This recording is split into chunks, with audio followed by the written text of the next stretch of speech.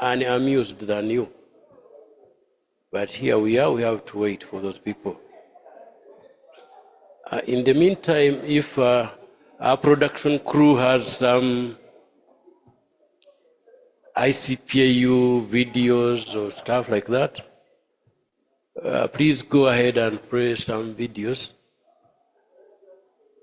As soon as the person or the people we are waiting for arrives, then we'll start in earnest. Once again, I sincerely apologize to you for telling you a lie that we'll start at 9, but due to unavoidable circumstances, as you Ugandans say, we are starting a little bit later than 9. And we shall request that the individual making us start late to cut whatever they have got to do with us by 30 minutes so that the later sessions are not affected by the late start. As of now, I give you full authority to engage with your friends, even the person you have never seen before. Talk to them for the next 10 minutes. Thank you. See you later.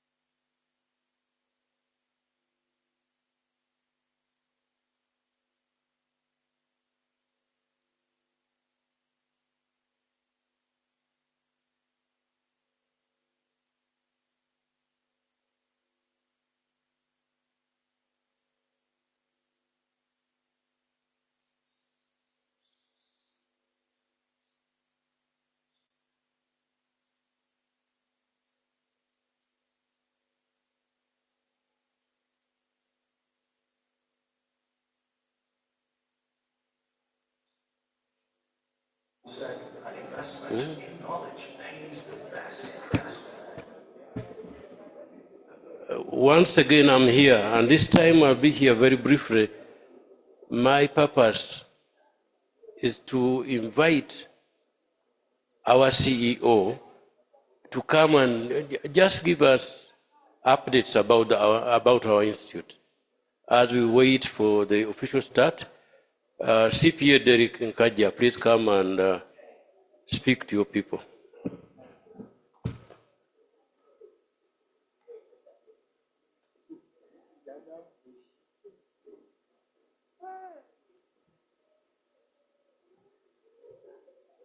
Good morning, everyone. CPA David Serebe, that's an ambush. And I don't know even what to speak. What updates do I give? I don't know. By the grace of God, I am Derek Nkajja, the Secretary of the Institute of Certified Public Accountants of Uganda, an institution that is celebrating 32 years this year. And the institution of ICPAU is not an institute without you members. So me and you, make the Institute of Certified Public Accountants of Uganda. Updates. As an institute, we have just had a strategic plan, but CPA level, you want me to only do so many things at this particular time, and that's a challenge. One of the things I would like each one of us to do is to ensure that we are within the regional member networks. There are 12 regions. It is on volunteer basis. That's how the Institute has grown. It's through the efforts of each one of you to volunteer to develop the profession across the country. We are a sizable number. We are over 4,200 members, full members, and there are about 1,600 associates and graduates. And to us, that's a good number to cover the economy of Uganda to start with. But we will not do so if we are disintegrated. It's the reason that Council put together a constitution for the regional member networks to ensure that at every region there is a group of professional accountants that oversee that region. Each region has an executive and they run the affairs of the accountancy profession in that region. So that's the biggest update I have currently, that each one of us, we must be in a region, network with each other, and we keep our space to ensure that we are able to know what is happening there and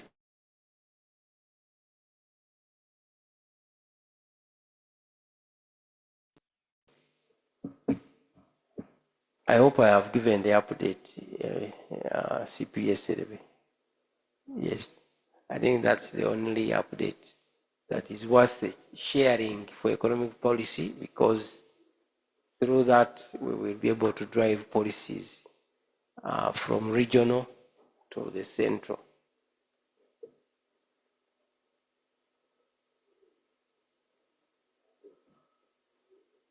In our speak, we people who operate from downtown, what he has done is called kukuba kiraka. Thank you. Thank you, Derek. Now we are ready to actually start. And as is our tradition,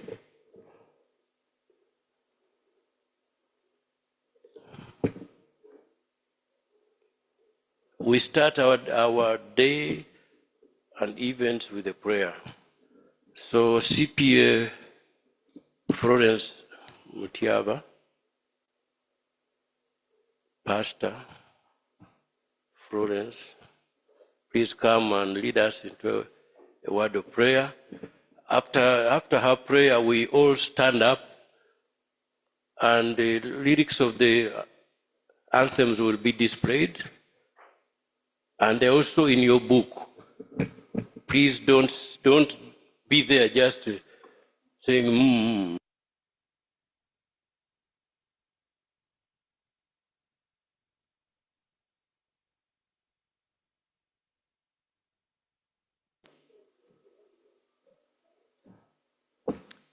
Good morning, ladies and gentlemen. May I request all of you to stand up before we can pray?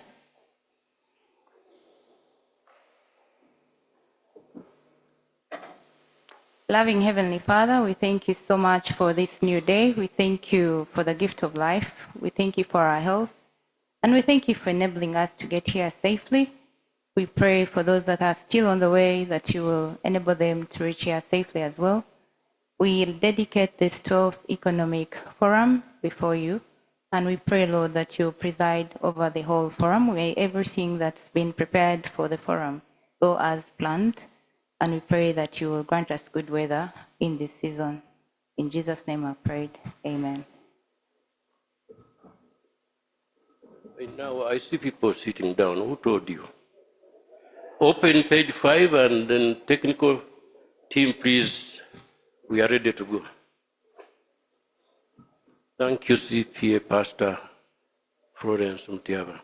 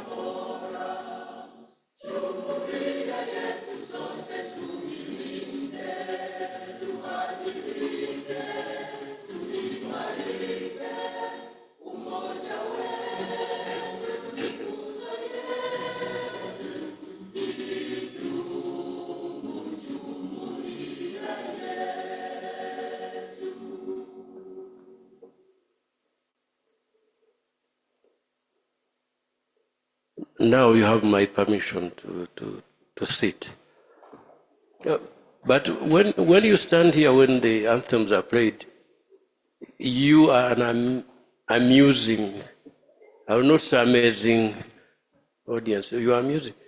Because the words are displayed, the words in your book, but some people, can I name two?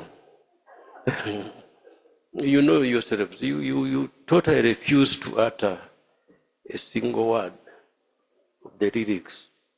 Don't be shy.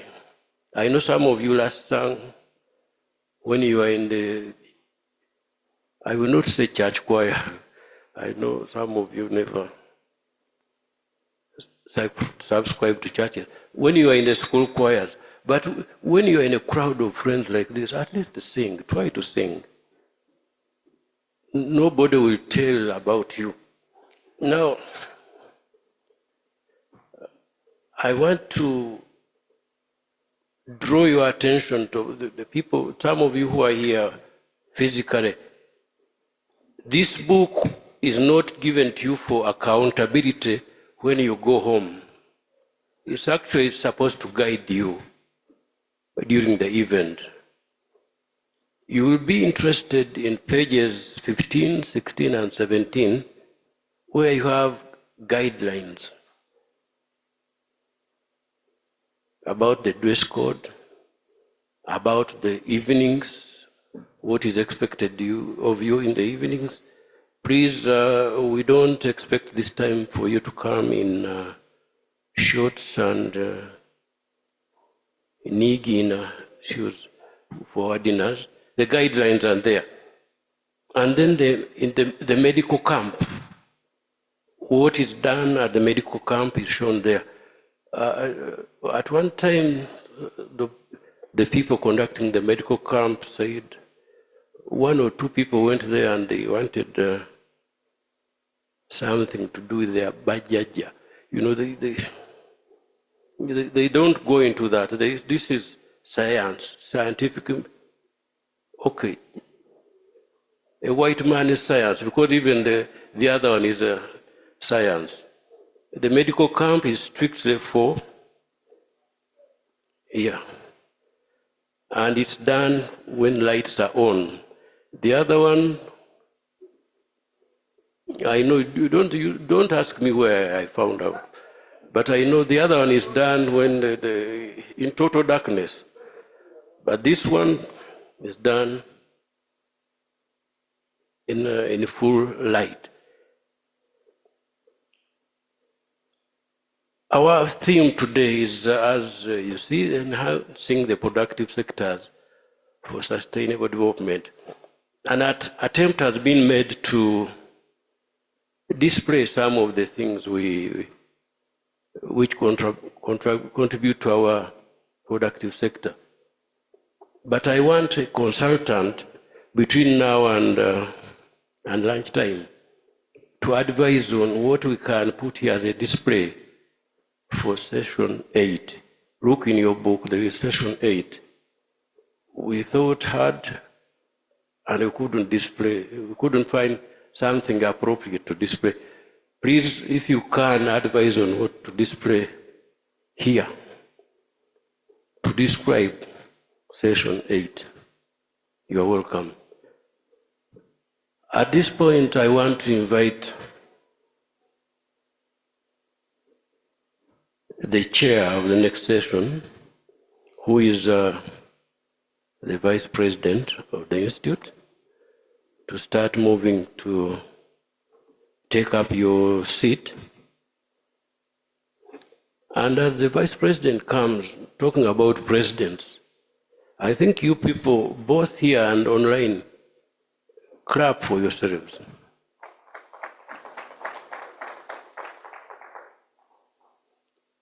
You are very unique.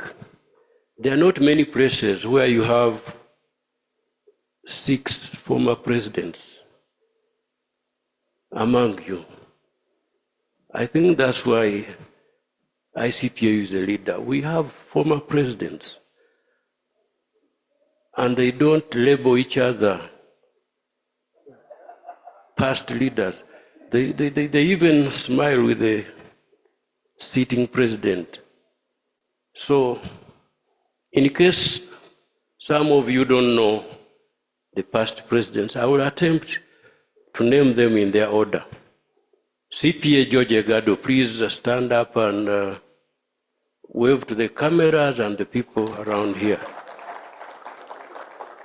CPA David George Okero, Opi Okero. David Joffrey, 1,000 approaches. CPA Joseph Balidawa. Where will they go? Balidawa, that's the meaning of the name. CPA Protazio Begumisa. And the name really fits him. He's the man who gives you confidence. Begumisa, when he's around, you have to kuguma. CPA Frederick Chibedi, the one and only. I will not disclose what, in which light I see you. And CPA Constant Mayende.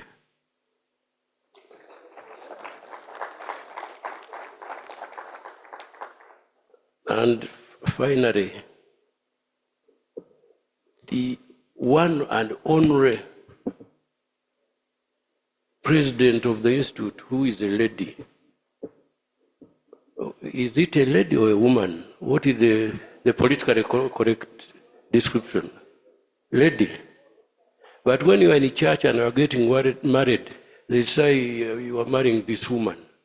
They never say lady, and I respect church.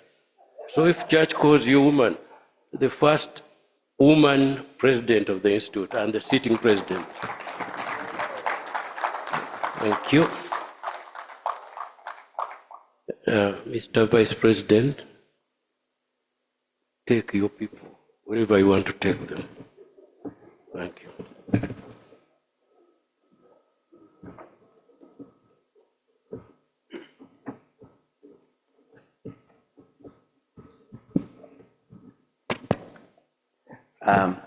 Thank you, CPA Daudi Buna. You did not give a description of your name, but for us from the East, Buna is a location, and we think since the Baganda lost Vasoga, you must be originating from there. But thanks a lot for the introduction and opening session. Good morning, ladies and gentlemen. I'll stand on the protocol that has already been observed by CPA Daudi Serebe and use this opportunity to welcome you to the 12th Economic Forum. Our theme is enhancing the productive sector for sustainable development.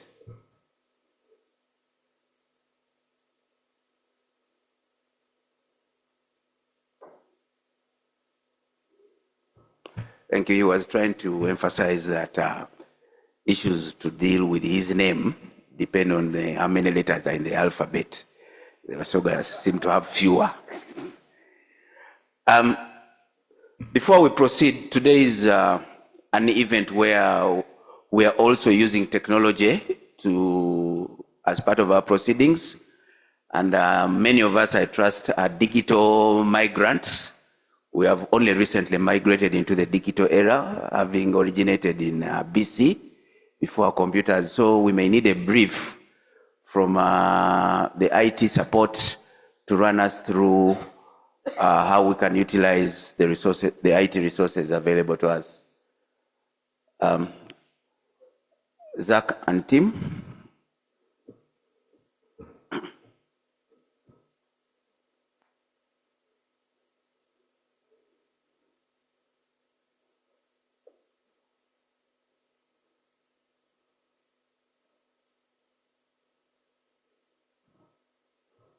Good morning, everyone. Good to have you here for the 12th Economic Forum.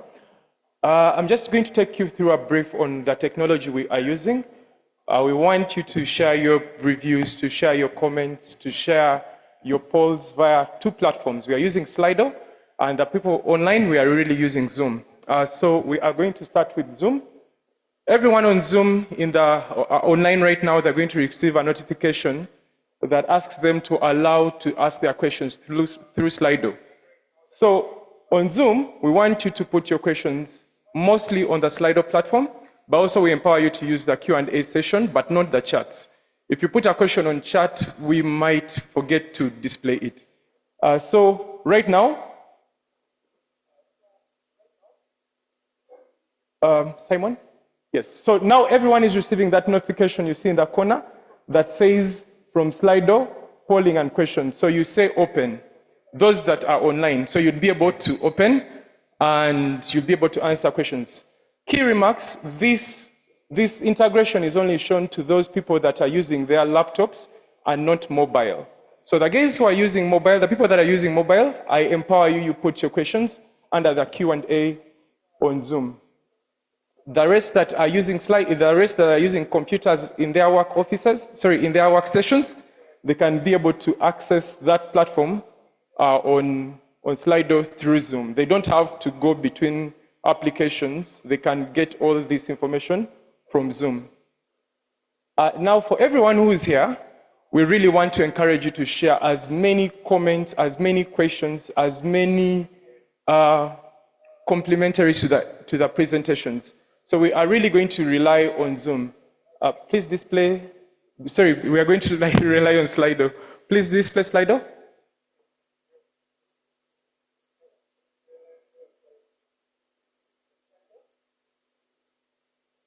Yes.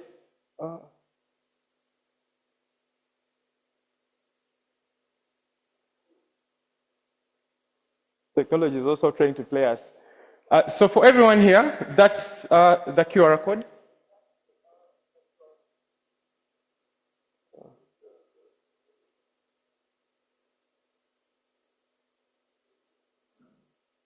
So yeah. So when you go to slido.com, you can just put 12 CPA Econ Forum, and you'll be able to ask questions.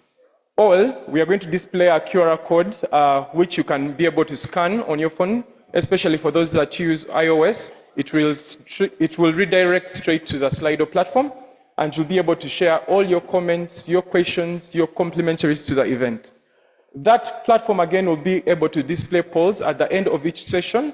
We really encourage you to share feedback with us through the polls. Please do share your feedback on the polls so we are able to collect collective feedback that we can share with the government of Uganda.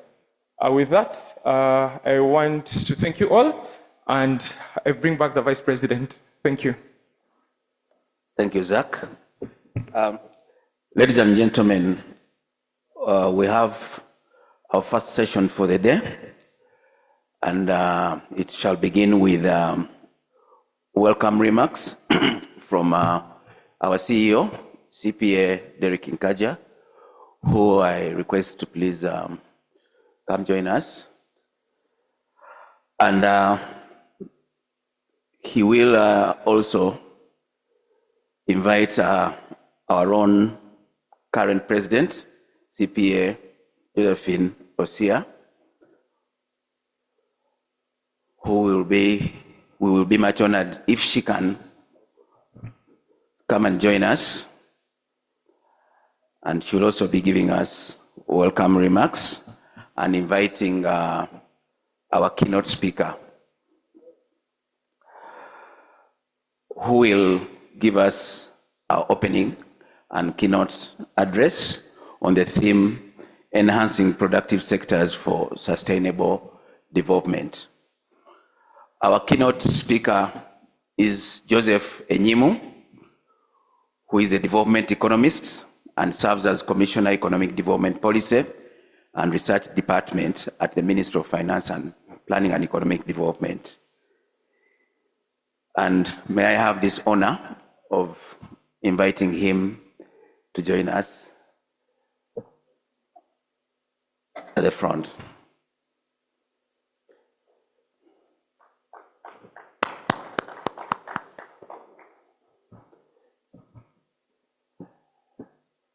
I can see hobbies of Toro College applauding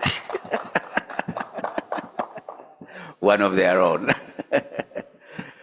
I don't know those from the other small school on the big hill in Usoga, what you have to say. Anyway, without spending a lot of our time, may I use this opportunity to invite CPA Derek to give us opening remarks. Good morning, everyone, once again. I'm delighted to welcome you to this 12th Economic Forum. It's a dozen since we started, and I believe it has taken root as a policy formulation platform for the accountants to input into the government processes. I would like to request each one of us that we debate and contribute to the policy debate within the topics that have been designed to ensure that we are able to generate as many policy proposals as possible, because it has been proven that our government listens to a number of policies that we put forward. It is sometimes we do not, as accountants, shout a lot on what we have achieved, but when you look into the records, we see that you really help government to put in place what you desire them to do. And that's one of the things that we must be proud of. So as accountants, ensure that we debate and make sure that we're able to contribute to the growth within our economy. I'd like to extend gratitude to all of us that have taken off time to join us today, both physical and online, to ensure that this debate will go on. Please, let's make it a point to drive solutions that will drive our economy to greater heights. And for any other matters, please contact the Institute in case you do not see it directly from this economic forum. Last but not least, I would like to thank all our forum partners that have made it possible for us to hold this economic forum, and they are also welcome to be part of the voice that will be created from this engagement. I wish to thank you, and I wish you fruitful deliberations for the 12th Economic Forum. And with that, as empowered by the chair of the session, I kindly invite our president, CPA Josephine Osia, to address our people.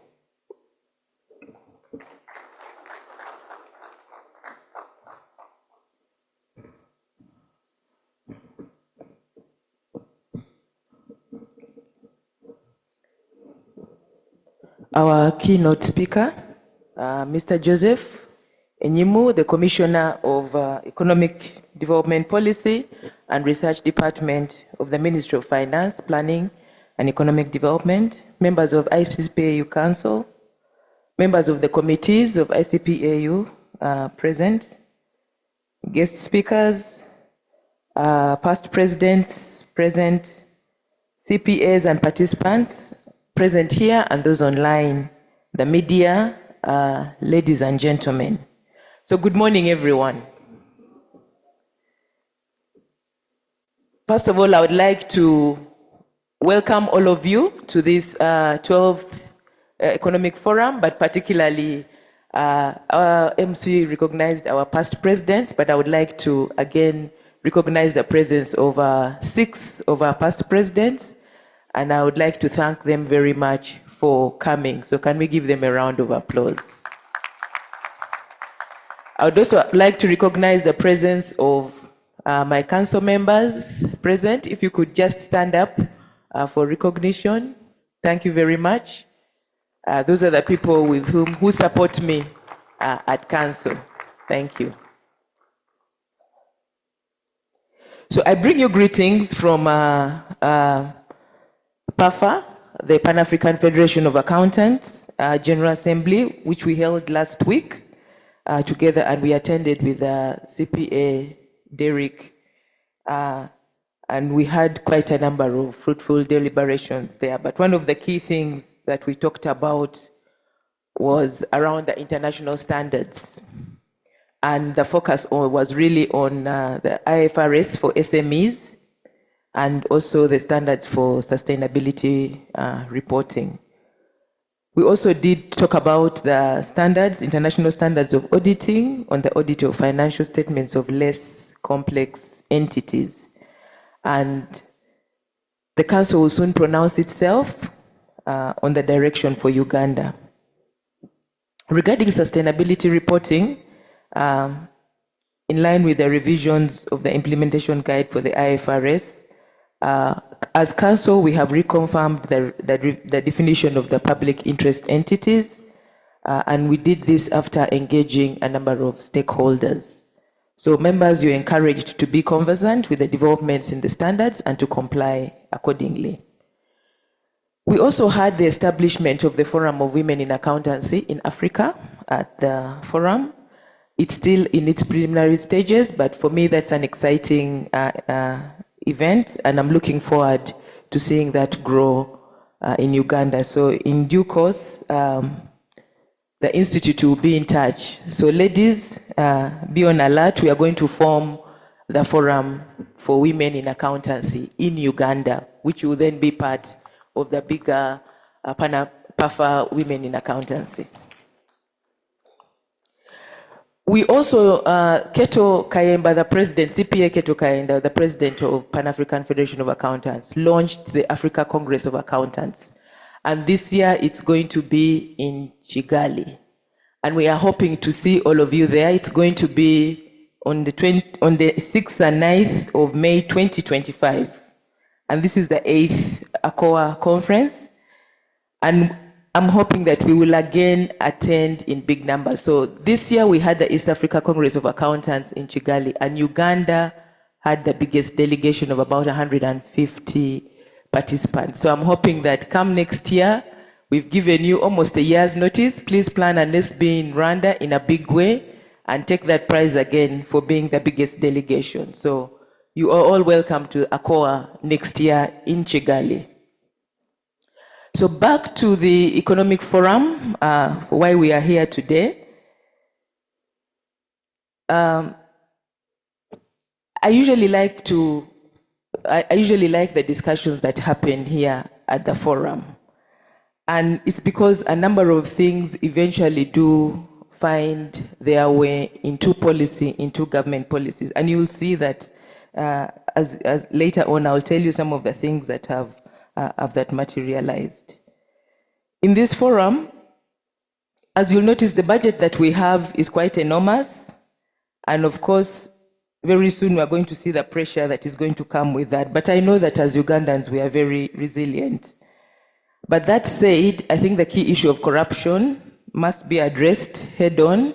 And in this forum, we are having our IGG coming to talk to us about the impact of fraud and corruption in the economy. So I hope we'll all be attentive and have our questions ready when she's here.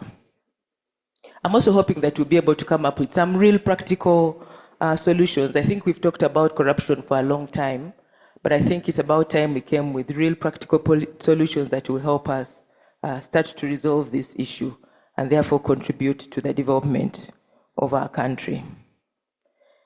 I also want to thank the members of the Institute's Taxation and Economic Policy Panel for their input into the development of tax policy for this financial year that we're starting.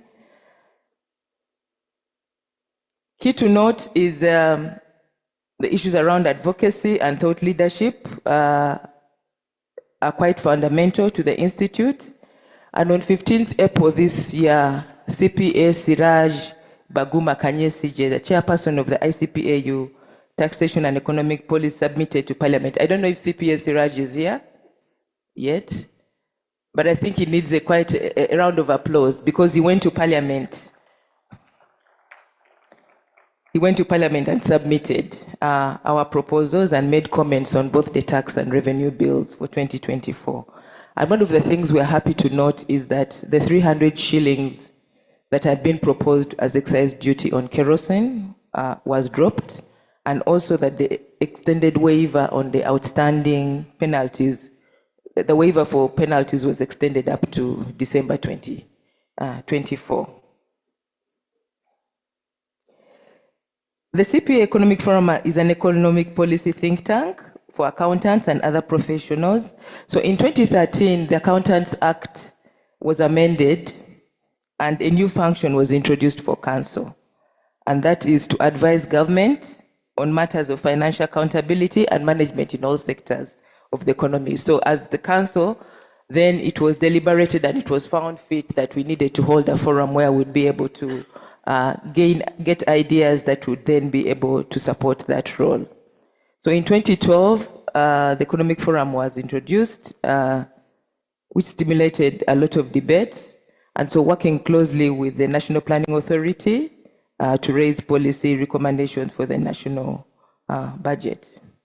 So I said that there were a number of resolutions that were updated. So let me just give you a quick rundown of the resolutions that have been adopted so far.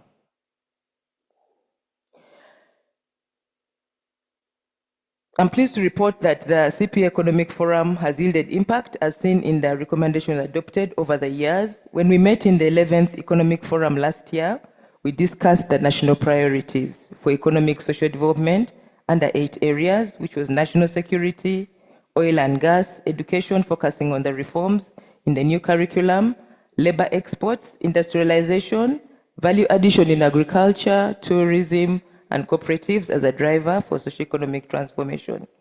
So regarding education, we're happy to support that the new curriculum is one of the listed priorities for 24-25. Tourism is also one of the sectors that has been highlighted that will contribute to Uganda's economic growth. And it's a good thing that, as you'll see in the budget, government has put in enough, some resources to try and market and promote tourism in Uganda. Among our proposals for tourism were enhanced tourism infrastructure through the redevelopment of tourism sites like the Source of the Nile and the Entebbe International Convention Center, the creation of recreation spas, upgrading airstrips, and the development of cable cars on Mount Renzori. And if you recall, in the this financial year's budget speech, the Minister of Finance announced plans for the modernization of tourism products to enhance competitiveness, including the completion of the pier and related infrastructure at the Source of the Nile, upgrading the Uganda Museum, construction of 8,000 meters of climbing ladders and broadwalks on the Renzori Mountains to facilitate hiking. So the will of government towards transformation of our society is evident, but we need to get involved as much as possible, not only through contributing to resource mobilization, but also through input into policy development. Our theme this year is focusing on enhancing the productive sectors of sustainable development, and it's really in line with government's growth strategy for 2012-25 and in the medium term, as well as the country's vision for 2024. The productive sectors like agriculture, industry, and services have been positioned as drivers for sustainable socio-economic transformation in Uganda, owing to their proven ability to increase household incomes. And therefore, at this economic forum, our aim is to discuss strategies for harnessing the potentials of these sectors, as you'll see the topics listed out in the magazine.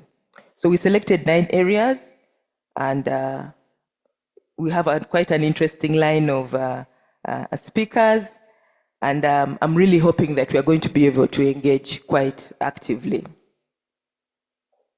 Just to give a few updates about the Institute, so we started a new strategic plan, and our focus for this season is to grow the transformational role of accountants in the economies, and in line with these objectives, we have introduced specialty courses, and these are not meant for the standard membership only, but they are also open to the general public.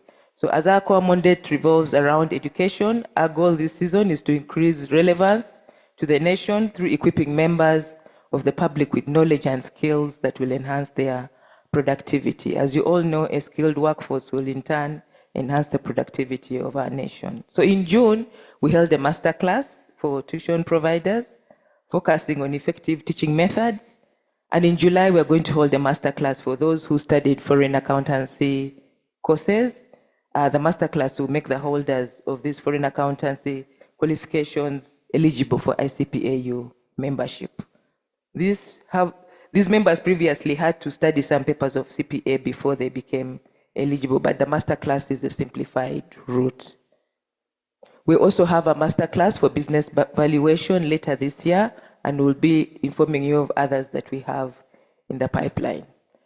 We've also formed a Department of Research at the Institute, and this year we have 2 studies in the pipeline.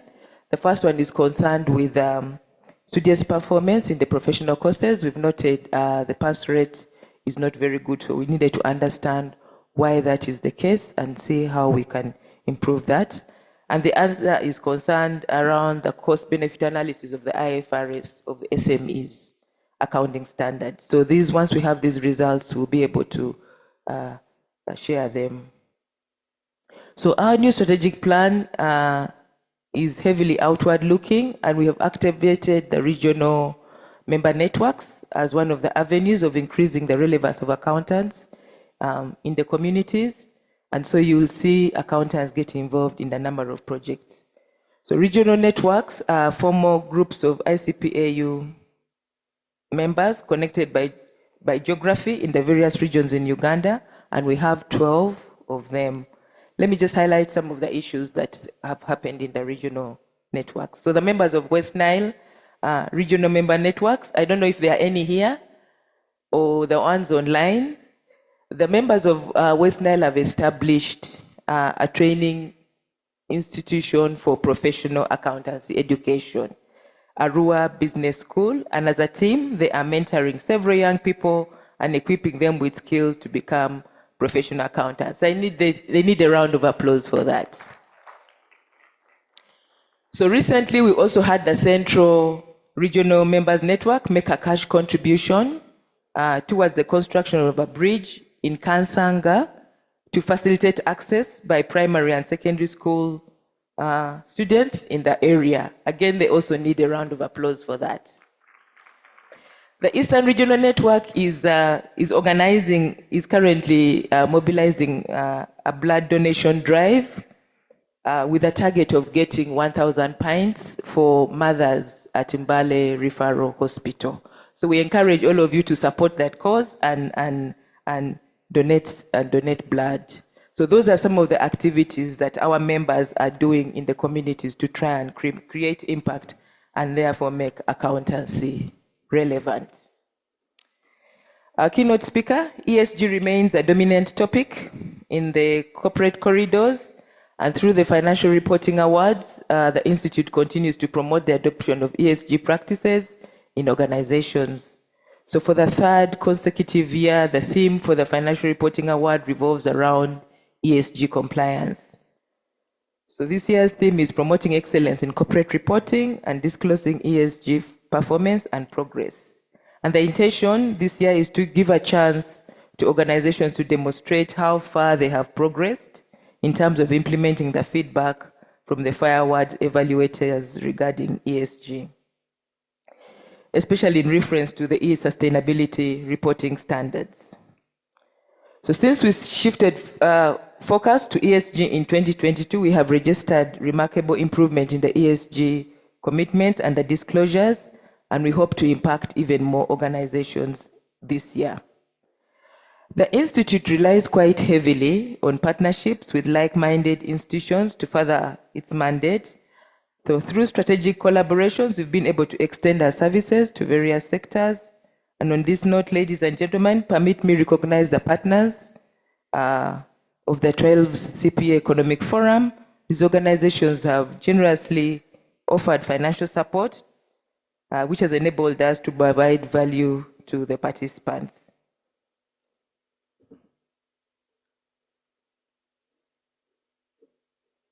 So in the gold category, we have MTN Uganda Limited. In the silver category, we have Bank of Uganda, Grant Thornton, Ernst & Young, the Electoral Commission, Uganda Tourism Board, National Social Security Fund, NCBA Bank, and Goldgate Certified Public Accountants. In the bronze category, we have PKF Uganda, Uganda National Oil Company, and Post Bank Uganda. Another round of applause for them, please. I also want to recognize the organizations which have sent us large numbers of participants. Uganda Civil Aviation Authority has sent us 20 participants. Uganda Revenue Authority has sent us 16 participants. Makerere University has sent us 15 participants. National Social Security Fund has sent us 12 participants, and the Deposit Protection Fund has sent us 10 participants. So thank you for giving continuous learning a priority for your staff. At this juncture, I would like to introduce our chief guest, who has graciously offered his time to be here today. And on the behalf of Council, I would like to extend our gratitude to the Ministry of Finance for always heeding our call for resource persons and other support. So Mr. Joseph Enyimu is the Commissioner of Economic Development, Policy and Research, Department and the Ministry of Finance. His technical and leadership experience is concentrated in economic development policy, management, microeconomic analysis, public investment management, and development policy communication. He has consulted for national and international public sector organizations and authored a range of research reports, policy briefs, and official publications. He's a member of the Institute of Corporate Governance Uganda and the panel of conciliators for the International Center of Settlement of International Investment Disputes. Mr. Enyimu holds a Master's of Science in Economics from the University of Wales. He has attained various certificates in public investment analysis, regulatory impact assessment, economic policy and poverty reduction and development, technology and innovation from the International Monetary Fund, the World Bank, Harvard University, and other leading knowledge institutions. He is also a board member of the Capital Markets Authority. Ladies and gentlemen, please put your hands together for Mr. Joseph Enyimu as he makes his way to the podium. Thank you.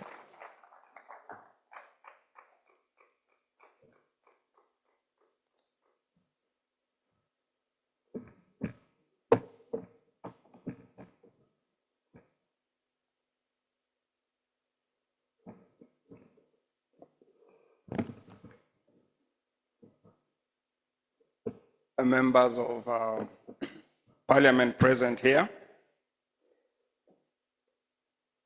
senior government officials, the development partners present in the room, the President, Institute of Certified Public Accountants of Uganda, Josephine Osia, members of the CPA Council, the CEO, Institute of Certified Public Accountants of Uganda, Derek Nkaja, private sector representatives, civil society organizations represented, members of the academia, media representatives, distinguished ladies and gentlemen. Good morning, and a very happy new financial year.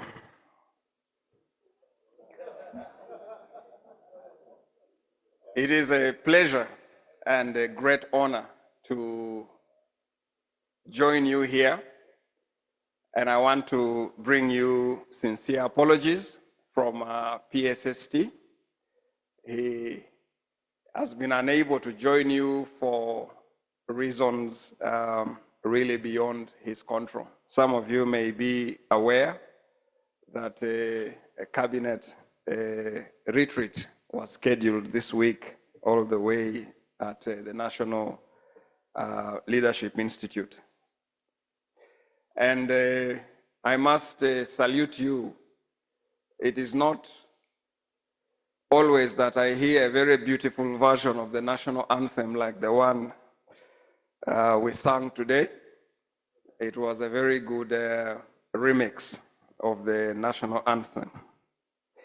And so I'm going to deliver PSST's remarks to you. And I hope I'll do so in a manner that leaves you with a conviction to run with the message he has for you as a fraternity.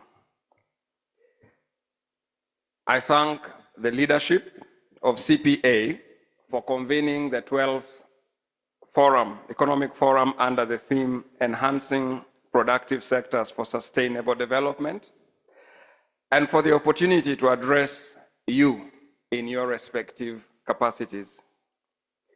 Collectively, accountants and the contribution they make in their different professional capacities form a major pulse in the country's public finance management system, as well as investor confidence in the economy.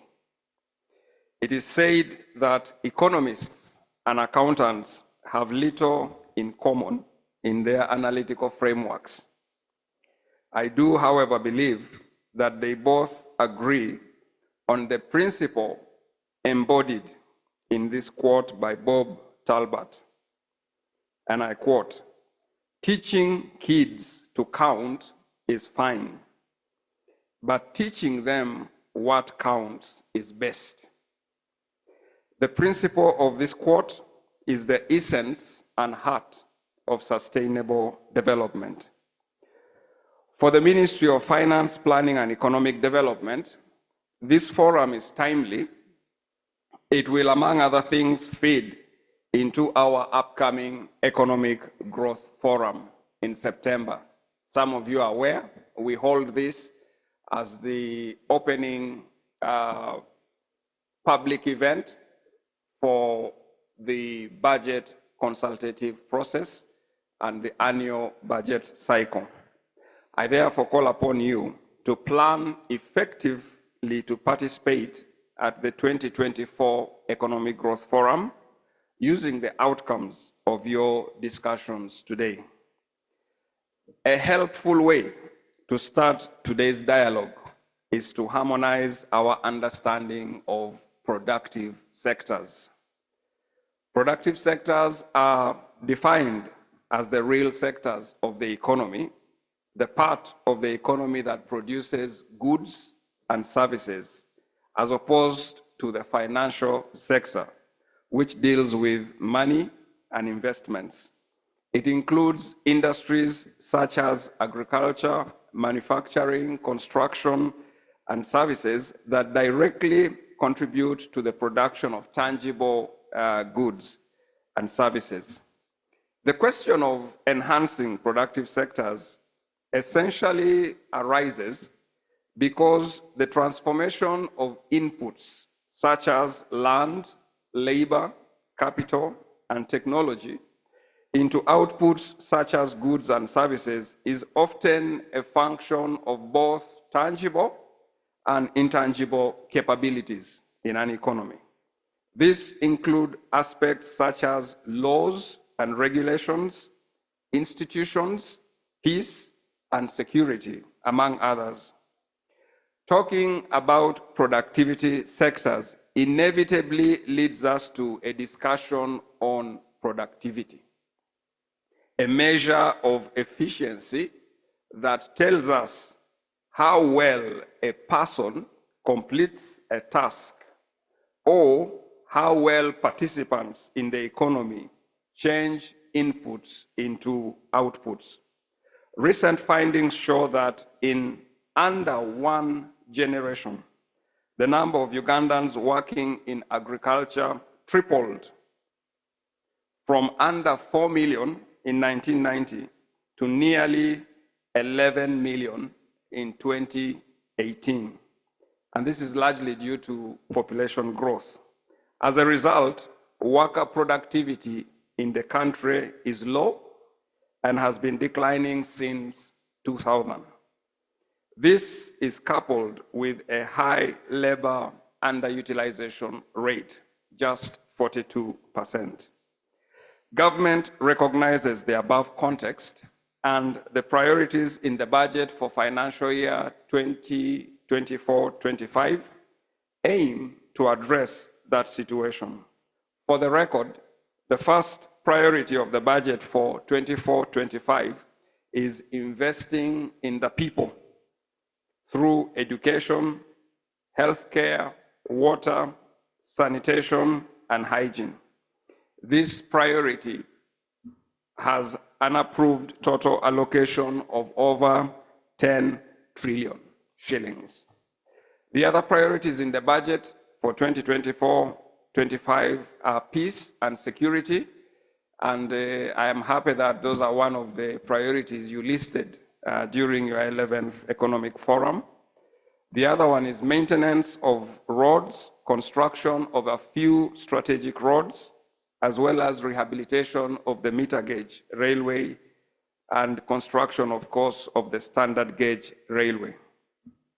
We also have investment in wealth creation initiatives, including commercial agriculture, value addition, the parish development model, science-based research, youth skilling, export promotion programs, and the GROW project, which seeks to extend low-cost credit to women that operate, micro, small enterprises.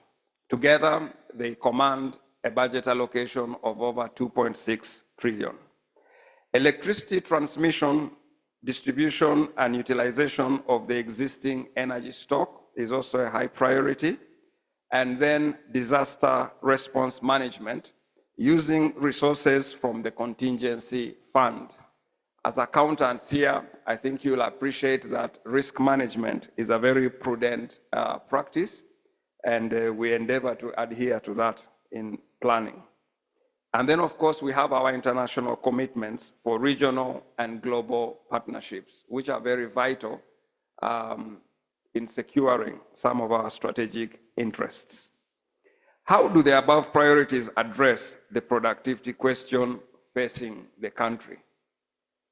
Findings from the 2021 National Labor Force Survey show that out of the large working population share in agriculture, which is 64%, individuals engaged in non-market-oriented agriculture, forestry, and fishing accounted for the largest share of working persons, and that is over 50%. While market-oriented agriculture, forestry, and fishing sector had only 12% of the working persons. It is therefore clear that the way to raise worker productivity in the agricultural sector must start with increasing the share of individuals engaged in commercial agriculture. The more than 2.6 trillion shillings for wealth funds in the budget for 24-25 is aimed at speeding up that relocation process. Access to affordable capital by itself is, however, not enough to speed up commercialization of agriculture. In addition to capitalizing wealth funds, government has prioritized reducing the cost of doing business across the economy and has consequently placed investments in rural electrification to support primary processing of commodities, water for production, district and community access roads, basic education under UPE and USE, vocational education, supply of pesticides and acaricides, financing of extension workers, agricultural insurance, and research and development, which is vital for raising productivity in terms of the crop varieties and their drought resistance. Outside the agricultural sector, boosting productivity hinges on the ability of local farms to expand their market share in regional and international arena. Findings from a recent study by Private Sector Foundation Uganda established that the average plant utilization rate or utilization capacity of manufacturing plants in the country was less than 50% in 2023. It is obvious that with greater access to markets and working capital for operational costs, the productivity of the sunk investment or capex that has already gone into these manufacturing plants could very easily double without any further additional capital investment. According to PSFU, labor costs are the leading cost driver for the country's manufacturing sector, accounting for 31.4% of total operating costs. This is followed by electricity at 29.5%, transport and logistics at about 13%, and then utilities, water, 9.3%. Equipment and repairs comes only at 8.3%, and then another high cost is certification of products and services. Government's budget in financial year 24-25 speaks directly to the above challenges. As you're aware, human capital development accounts for the largest share of the discretionary budget for 24-25, commanding about 27%. Other NDP programs that have been prioritized in the budget with a direct bearing on the above issues are integrated transport infrastructure services at 13%, sustainable energy development. And this is really important. Those of you who monitor some of the results that are released by these listed companies, Umeme released their 2023 results, and energy demand in Uganda is growing at about 10% per annum. And for industrial customers, those are the large and extra large consumers of energy, demand is rising as fast as 13%. Now that means our generation capacity, which is currently just over 2,000 megawatts, will not be able to support industrial demand for energy in less than 10 years' time. And it's important, since it takes about 10 years' time to bring a generational plant from investment planning to delivery, we begin forward planning to avoid the kind of crisis we see in some of our neighbors and other parts of the African continent. So sustainable energy is a priority, and then also climate change, natural resources, environment, and water, administration of justice, and digital transformation. Administration of justice is particularly critical because of the large backlog of cases we have. It is estimated that the cases in the courts are in excess of 7 trillion shillings. And that is cash flows and opportunities tied up. And if we can release that, it makes a very big difference in the economy. It is heartening to note that as a result of government's sustained investments in support of the above priority areas over the last decade, investors in Uganda are on average enjoying a positive and growing return on their investment.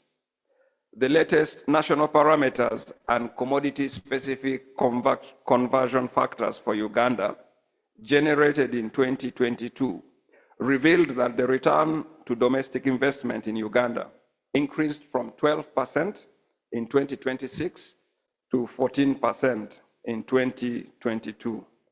Over the same period, the average return to savings increased from 6.5 to 7.5%, and the marginal cost of foreign borrowing reduced from 11.4 to 7.2%. I think that is heartening in terms of the general investment climate. I do not think it is a coincidence that Uganda was voted the best investment destination in Africa this year. The above factors confirm a positive trend in the productivity of capital. A lot more work is, however, needed to speed up the pace of this trend. Your role as a professional fraternity is critical in shaping the choices of business owners to this end. For example, appreciation by business owners of the benefits of formalization is vital in reversing the rising trend of informality, which now accounts for more than half of GDP. 53% of GDP is generated from the informal economy. Professional accounting services and service providers should accordingly be alive and responsive to this landscape of the private sector. In demonstrating relevance to the country's socio-economic context, your counterparts from the legal fraternity have gone ahead to extend legal aid and pro bono services to a few affected players in some segments of society. Similar initiatives from the accounting fraternity could have a positive impact on informal businesses in the economy, including on the return on investment from flagship socio-economic programs like the PDM. It's important that the basics of bookkeeping become part of the national DNA of our private sector. Management of ledgers, and I believe you are instrumental in championing that voice. It is equally important to note that driving sustainable development requires expanding the scope of parameters used to assess the performance of MDAs and commercial entities to include environmental and social governance parameters. I'm very delighted that the President alluded to this as something that you are embracing collectively as a professional body. We have some two recent examples that are relevant for this point. The first is the adoption by Bank of Uganda of an ESG framework for the banking industry, and the latest amendment of PPDA regulations to, among other things, promote the use of procurement as a socio-economic tool and to practice sustainable procurement. To use the words of the Deputy Governor at the launch of the ESG framework, the Ugandan banking sector is uniquely positioned to catalyze sustainable economic activities and foster business practices. Through lending decisions, investment strategies, and operational practices, you wield the power to redirect capital towards renewable energy, clean technologies, green infrastructure, and social impact initiatives. This contributes to long-term financial stability and fosters positive societal impacts. And I believe as we talk about enhancing productive sectors for sustainable development, that is a very critical pillar in that process. In the case of the amended PPDA regulations, all public procurement and disposal activities must now be subject to scrutiny for environmental, social, and health safeguards.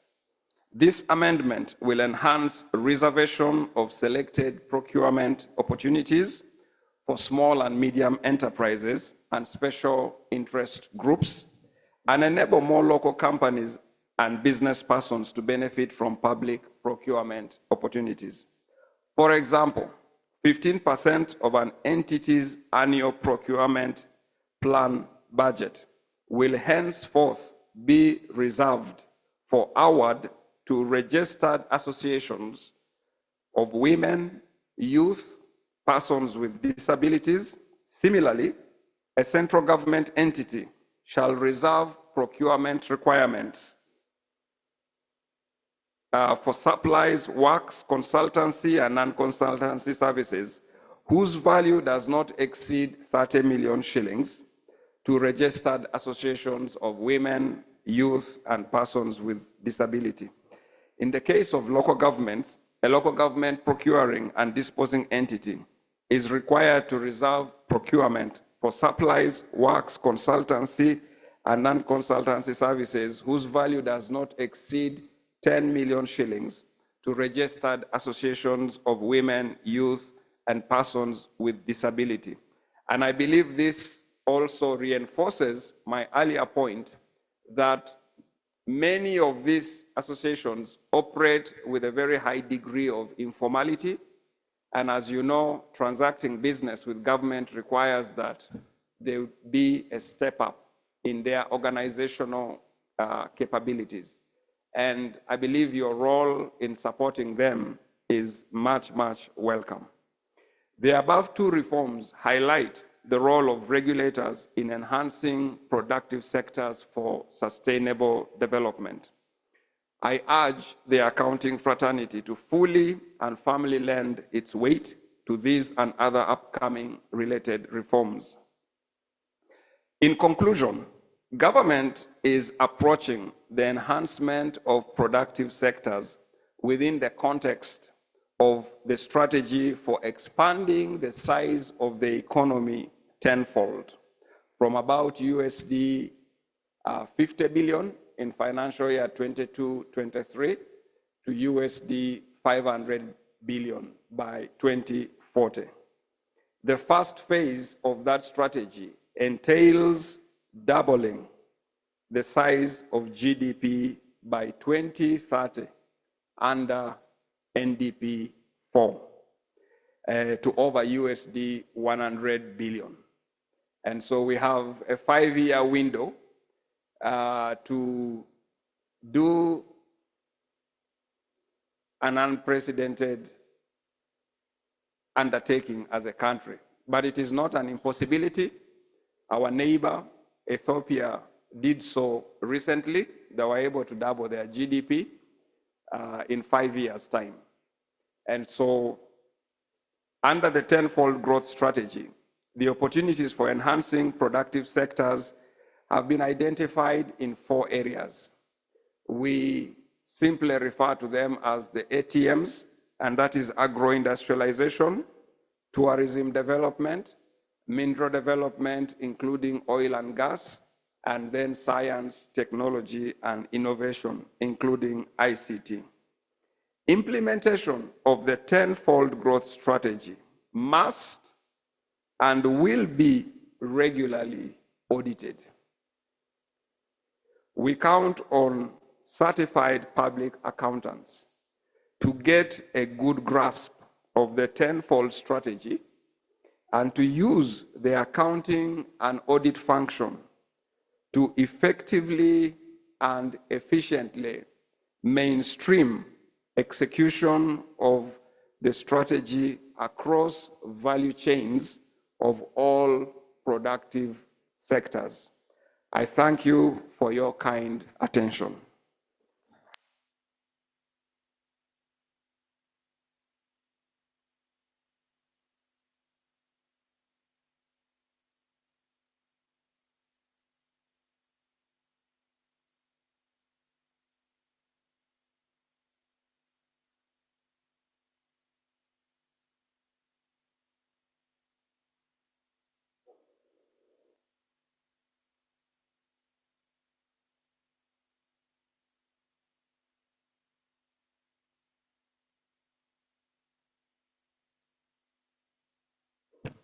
Okay, it's now on. I earlier on commented that some of us are digital migrants. Actually, some of us are not only digital, but technology migrants. So these challenges are part of our lives. So my apologies for the glitch. Thank you very much, Joseph, for the keynote address. We take note that part of the brief is speaking into the priorities of the Institute and the profession, and definitely as key stakeholders in the development agenda of this nation, we appreciate that our recommendations from the previous economic forum were taken into consideration.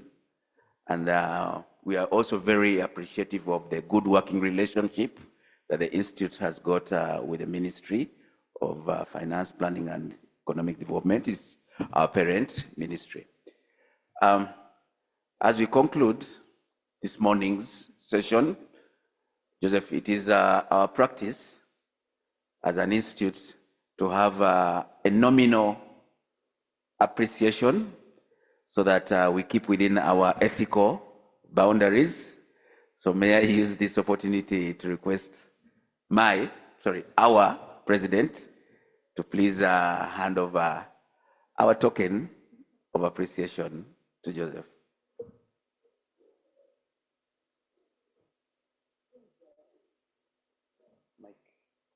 Mike.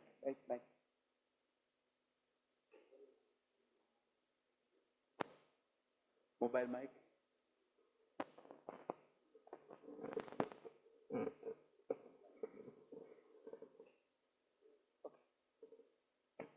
So as is our culture, we're going to present a certificate of merit to appreciate the effort that you've put in delivering your message to us.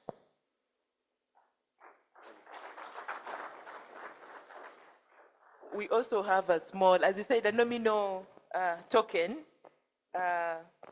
which will help you promote ICPAU. So we have a shirt, which we expect you to wear, and we may give you an honorary CPA, but yes, this is just to appreciate your effort. Thank you very much.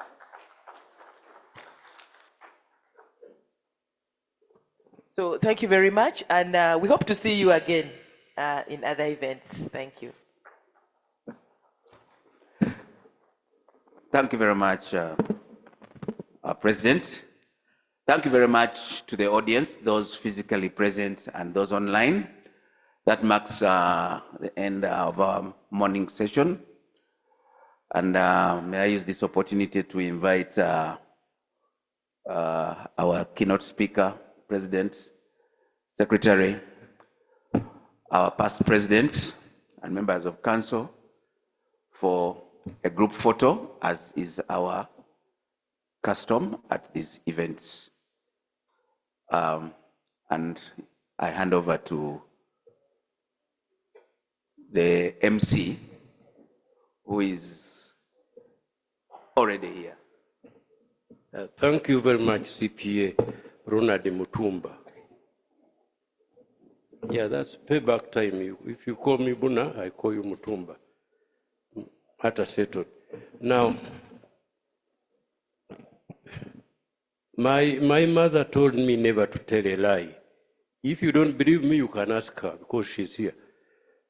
The owners or drivers of these vehicles, UBE 480M, UBF 349L, UAL 429B, you are parked outside. You are parked near a fire source. I'm not going to lie that you left your lights on, you are blocking somebody. Hotel security says you are parked near a fire source. So it's your choice. Either you move the vehicles or you make news for Gatali Konfu.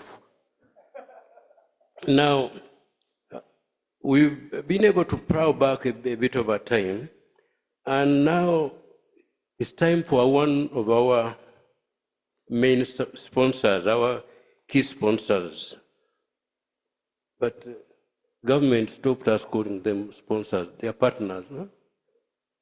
Our partners, the Bank of Uganda, to come and speak for us briefly.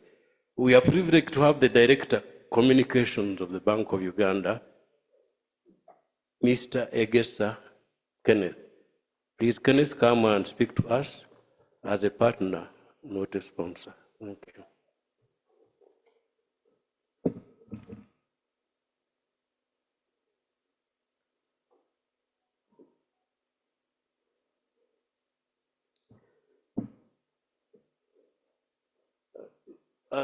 People, the Vice President spoke with authority about the photo moment. So past leaders, presidents, please come and take up the position so that the photo session goes along. Council members, join the keynote speaker.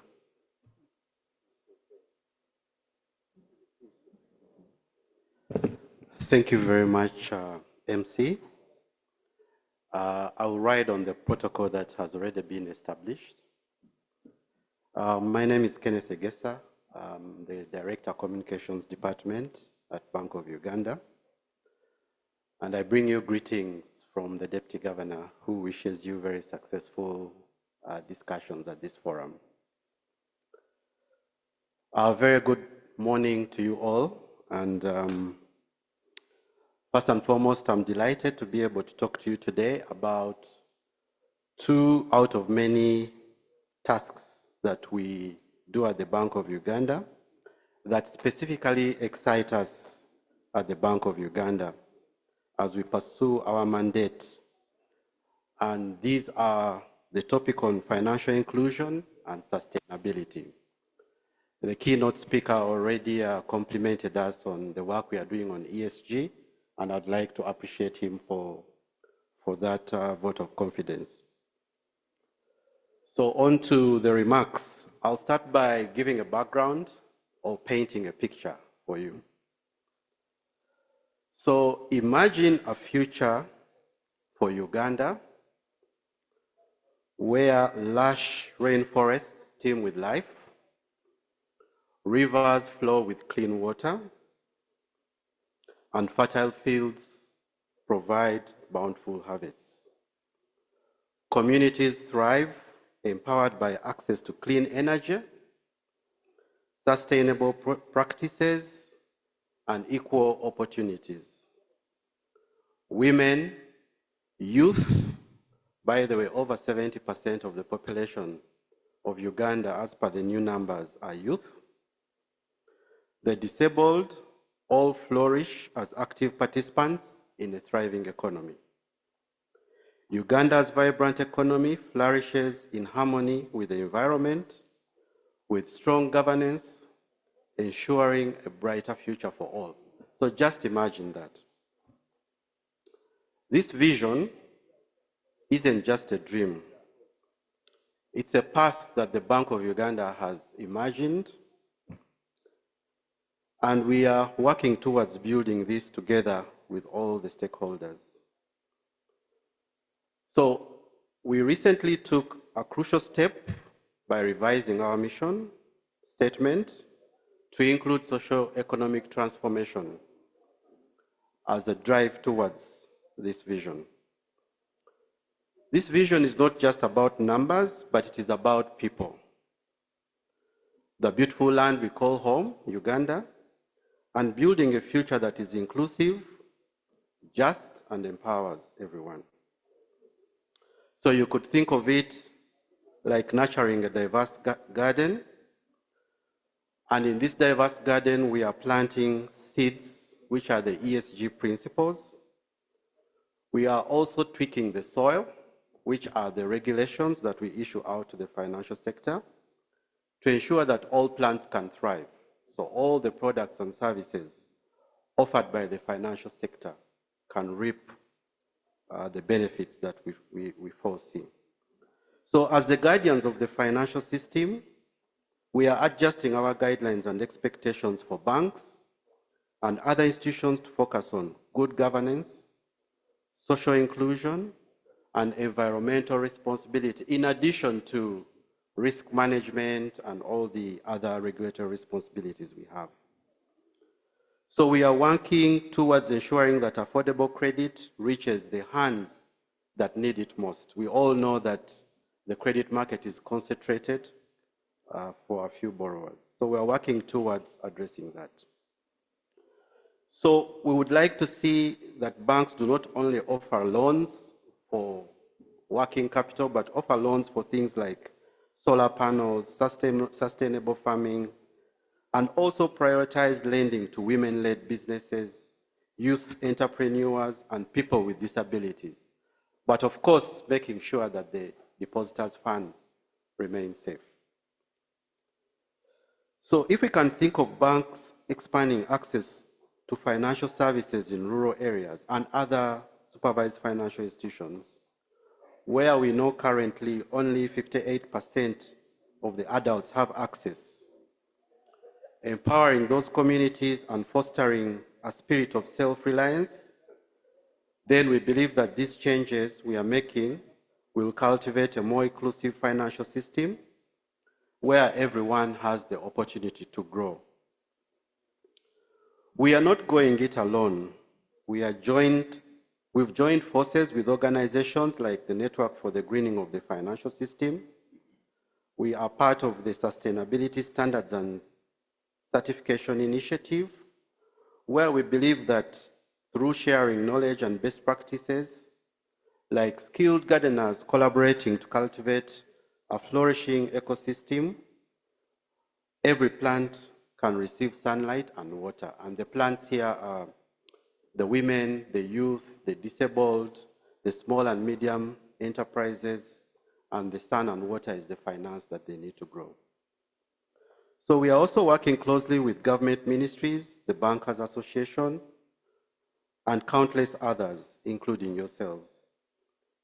So we believe this is like having a dedicated team of gardeners, with each gardener tending to a specific part of this ecosystem, where everyone should have an opportunity to contribute and benefits to reap as well. So the small and micro enterprises, the backbone of our economy, should flourish and access the financial resources if we pull all our hands together. Financial inclusion, as Muhammad Yunus, the founder of Grameen Bank, eloquently stated, is a fundamental human right, and it should stay so. In fact, the Bible in Proverbs 10.4 reminds us that lazy hands make for poverty, but diligent hands bring wealth. So let's push towards ensuring that the hands to the marginalized are diligent and can bring wealth. So all this is not just about protecting the environment, it's about protecting the legacy of Uganda for all. It's about ensuring that our children breathe the water they drink and the land they inherit is healthy and vibrant. It's about creating a society where everyone has the chance to succeed, and where financial inclusion empowers all Ugandans to be architects of their own future. But we can't do this alone. And here is where the CPA can come in. Your expertise in financial analysis, risk management, and corporate governance is crucial to this journey. Help us to champion the ESG principles. I was glad when I listened to the President's opening remarks mentioning that this is on your agenda. Help us to advocate for responsible environmental practices and social inclusion. And also, you can play a role in advising businesses on how to access green financing and manage climate risk. And finally, you can contribute to the development of robust ESG reporting standards in Uganda. By taking these steps, you'll be playing a vital role in cultivating a brighter future for Uganda, a future where prosperity and environmental well-being go hand in hand. And so let's plant this seed of sustainability, nurture it, watch it grow, and create a future for Uganda where all prosperity, environmental well-being, good governance, social inclusion, access to finance go hand in hand. Why? Because a healthy planet, a just society, and an inclusive financial system are the foundation of a truly thriving Uganda. And collaboration is the sunshine that will help this flourish. Ladies and gentlemen, thank you for listening to me, and thank you for giving me this opportunity.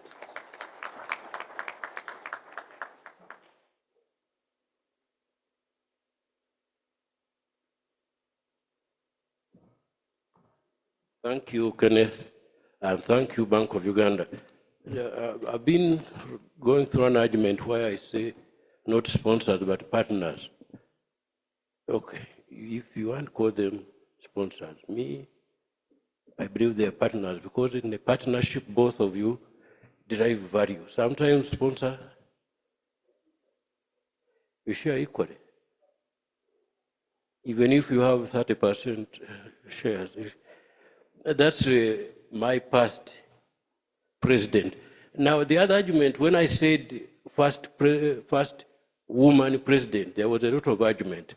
But then she vindicated me, because the forum they are forming is for women in accountants, not for ladies in accountants. So these people are women.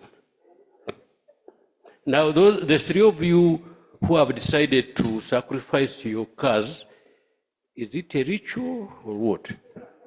Why do you get your car and put it near a fire, and you are warned and you don't respond? If you want to burn them, take them to a deserted place, set them on fire. No one will quarrel with you. Now, we are going to have to perform a miracle. Have our tea and return here in 15 minutes. Because I can assure you, the chief debater in the Parliament of Uganda is already here. Honorable Ibrahim Semuju Nganda is already here. And he wants to talk to us. And he has another engagement which will make him leave before noon. So it's up to you. Either you enjoy the tea or you come back and enjoy the speech. Thank you very much.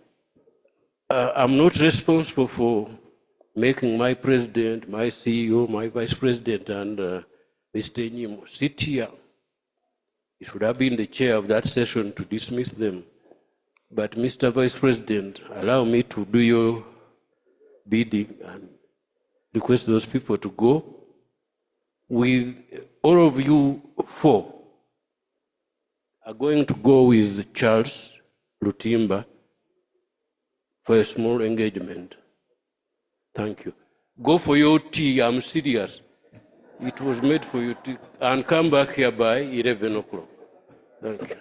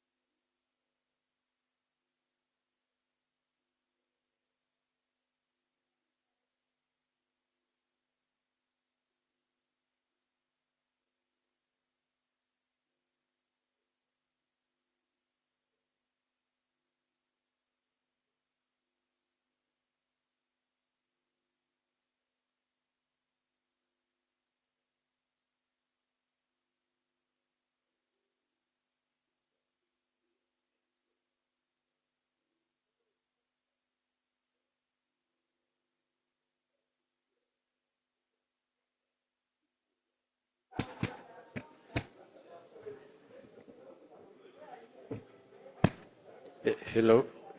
Hello, ladies and gentlemen, especially the people online, and also respectively the people who are here physically and have kept time.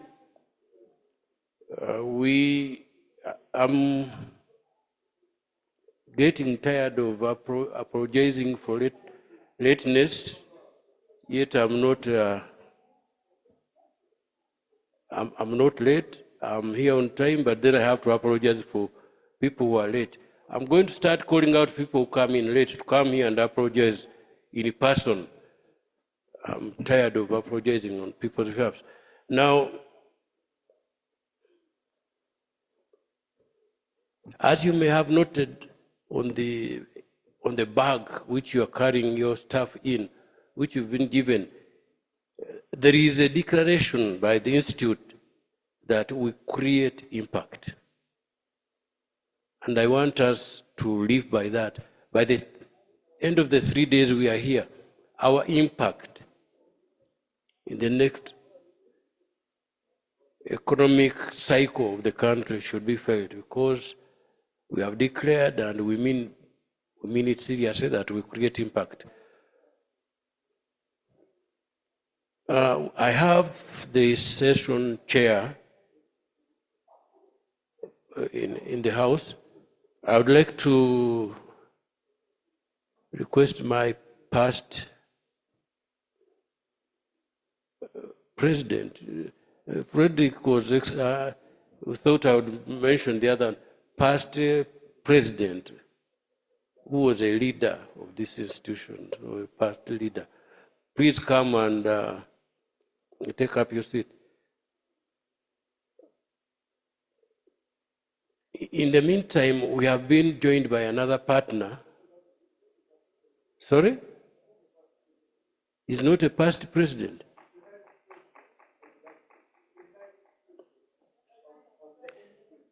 The 9th president of the institute, who in the past was the president of the, who in the past was the leader of the institute. CPA Constant Mayende is here. And CPA Mayende, since you are here, we are going to request you to do a small assignment on behalf of the institute. If there is Mr. Enyim, Joseph Enyim, is he still around? If he has left, anybody from the Ministry of Finance, anybody from the Ministry of Finance, this involves receiving money from me. Please identify yourself. I feel generous. I want to give somebody money. If you are refused, I'm keeping my money. How about the Kenneth from Bank of Uganda? Kenneth from Bank of Uganda? Anybody from Bank of Uganda? Anyway, you from Bank of Uganda, you don't even need my little money. So it's okay. At some point, Uganda, UTB, I don't want to mispronounce what they are called. UTB has given us things to give to our presenters. That's why I wanted the keynote speaker or somebody from the Ministry of Finance to receive a hamper from UTB in recognition of their, Kenneth is here from Bank of Uganda. At least Mr. President, 9th President, please do us the honor of Angel,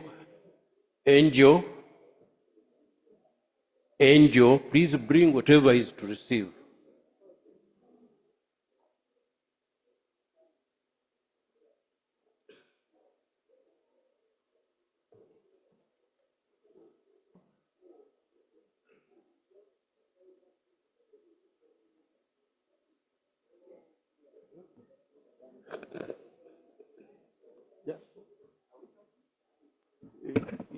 Yes,